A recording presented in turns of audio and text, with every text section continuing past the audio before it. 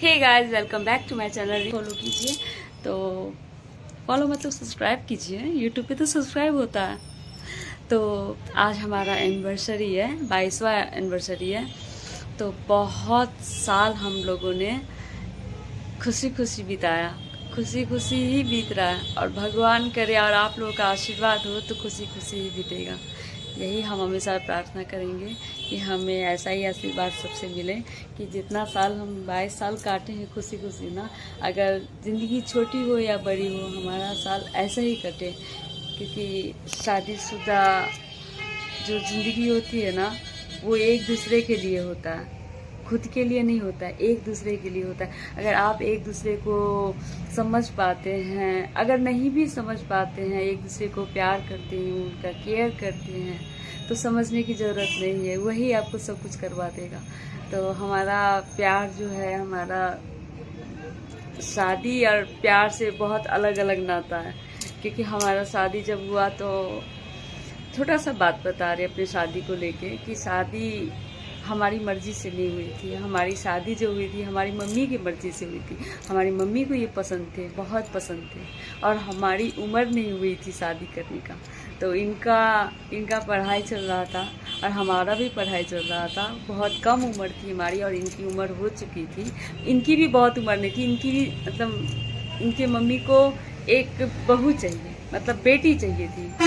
क्योंकि उनको बेटी नहीं थी, इनके पास 3 बेटा हैं, तो इनको बेटी चाहिए थी। क्योंकि ये अकेली ही रहती थी गांव में। हमारे ससुर जी को भी स्कूल, सरकारी स्कूल में जॉब था, तो वो पहाड़ की तरफ रहते थे। तो हमारी सासू माँ अकेली रहती थी घर में, तो उनको बेटी चाहिए थी। तो यही था कि हमारी सासू माँ को बहुत जल्दबाजी थी शादी के लिए। मतलब बेटा का शादी हो जाए तो बहू आ जाए घर में, ये तो बस उनको इसकी जल्दी थी और मम्मी को इसकी जल्दी थी कि इतना अच्छा दामाद हाथ से ना निकल जाए।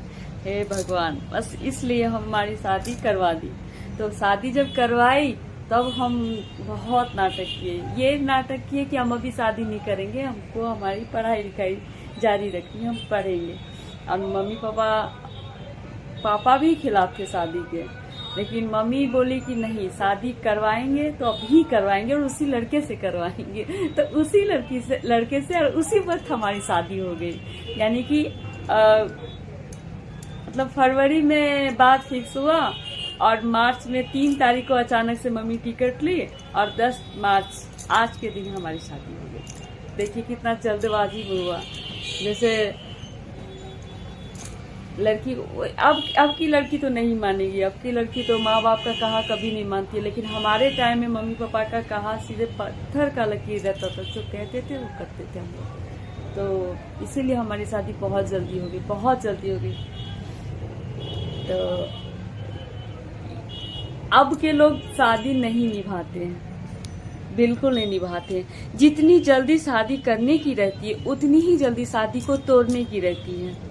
शादी को निभाना नहीं चाहते हैं, शादी को समझना नहीं चाहते हैं। एक दूसरे से मन नहीं मिला तो दिल नहीं मिलने देते हैं, सब तोड़ ताड़ के रिश्ता खत्म।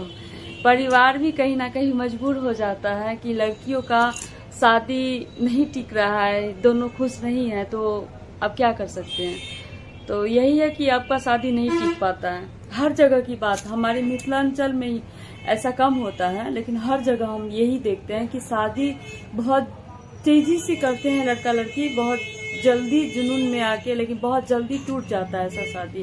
तो ऐसा हमारे ज़माने में भी होता था कि मम्मी पापा शादी करते थे, बहुत जल्दबाजी कर देते थे शादी करने में। लड़कियां बहुत दुखी भी रहती थी, लेकिन शादी को निभाने की पूरी कोशिश करती थी और शादी निभाती भी थी, निभाती है। जैसे कि मैं एग्जाम्पल हम ही को ले लीजिए।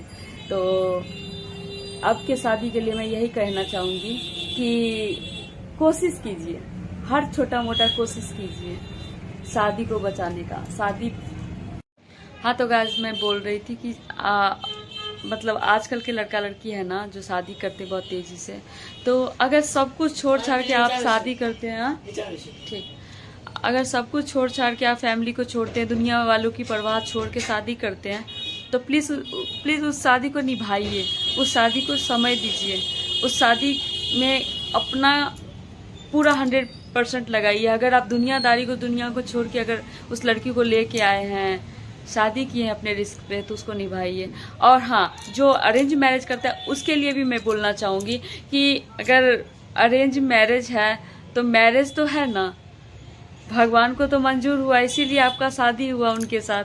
तो जब शादी हुआ तो शादी को निभाने की कोशिश कीजिए। हाँ, जहाँ एक ही तरफ आप निभा रहे हैं, एक ही तरफ से आपका पूरा कोशिश है, दूसरे तरफ से कोई मतलब नहीं, कोई कोशिश नहीं, कोई रिश्ता नहीं रखना, टाइम नहीं देते, आपको प्यार नहीं मिलता, सबसे बड़ा इज्जत नहीं मिलता, रिस्पेक्ट नहीं मिलता, तो ये चीज़ तो जरूरी है। शादी के लिए सबसे पहला जरूरी है आपका रिस्पेक्ट मिलना। आपको तो रिस्पेक्ट जहाँ नहीं मिलता है, आपको इज्जत नहीं मिलती है, आपका सम्मान नहीं मिलता, तो आपका शादी वहाँ पे थोड़ा सा डगमगा जाता है। क्योंकि प्यार मिलना अलग बात है, प्यार मिलना तो जो दिन मिलता है तो प्यार मिल ही जाता है, लेकिन आप सबसे पहले अपनी पत्नी का इज्जत करना सीखिए, इज्जत दीजिए उनको। और आप अगर थोड़ा सा इज्जत देंगे तो आपको उससे 4 गुना ज़्यादा इज्जत मिलेगा। तो इज्जत दीजिए अपनी वाइफ को, बस हम यही कहेंगे। हमको हमारे पास ज़्यादा ज्ञान नहीं है, इतना ज्ञान था जो हम अपने शादी को लेके हमेशा से खुश रहे, क्योंकि हमको बहुत इज्जत मिलता है इनसे, बहुत इज्जत करते हैं हमारी, मतलब हमें कोई शिकायत नहीं इनसे।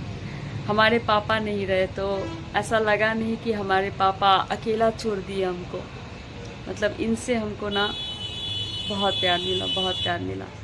तो भगवान से यही प्रार्थना करूंगी, भोलेनाथ से, कि आने वाली सभी पीढ़ी को, सभी लड़की को हमारे खानदान में हो, जैसा मतलब सबको ऐसा पति मिले, इनके जैसा पति मिले।